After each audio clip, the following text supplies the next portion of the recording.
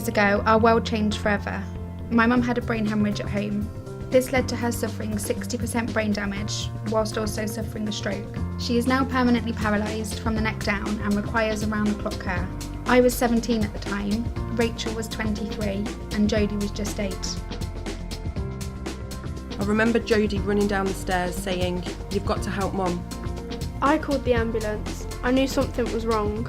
I rushed upstairs to find Mum on the landing. She handed me the house phone. "Hello, this is an operator. An ambulance has been called." I asked Mum where the pain was and she said, "It's my head." Mum was taken straight to hospital, and after a CT scan, she told me herself that she had suffered a brain hemorrhage. Following a procedure, the early signs were good. Jodie even got into bed with Mum and they were laughing hysterically as she couldn't pronounce the word aubergine. Then we received a call which said she was showing signs of confusion and had been moved to intensive care. She was put into an induced coma. We were then told the emergency surgery hadn't worked as well as they'd hoped. It was a roller coaster for everybody. We travelled for 2 hours a day to visit Mum. When she was unconscious, we played her favourite music through headphones and talked to her normally. Just so she would know that we were there. We kept begging her to wake up. Eventually she woke up. At times she would simply look straight through you, as if she didn't sense that you were there. Things were really hard. Mum collapsed on the 4th of January, and then without warning, Dad was made redundant on the 19th of Jan.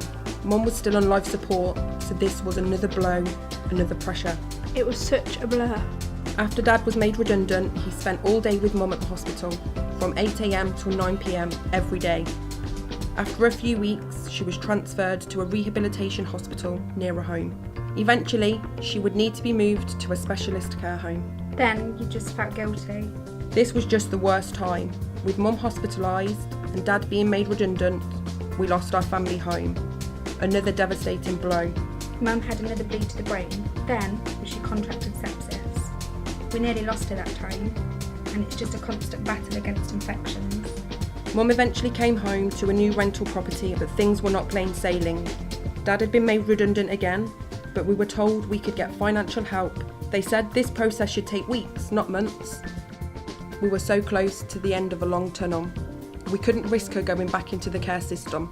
So we did a GoFundMe page to help towards all our costs. One day I saw a number on my phone. The call was from my mum's old boss. He wanted to help and had contacted the Electrical Industries charity on our behalf. He asked me to call the charity. Without a doubt, that was the most life-changing call of my life. The charity said there were a couple of things they could do immediately for us. They then said that they had an idea which could really help our family. They wanted to buy Mum and Dad a house. There's no way that anyone can get 8 years of their life back. But what the EIC have done for my family, they've made the rest of our lives so much better. We can create new memories and not have to worry. When I told my dad, he couldn't speak. He and my mum won't just have a house, they'll have a home. Even after 8 years, and after everything we've been through, I've never seen my dad cry tears of relief. They have empowered us as a family.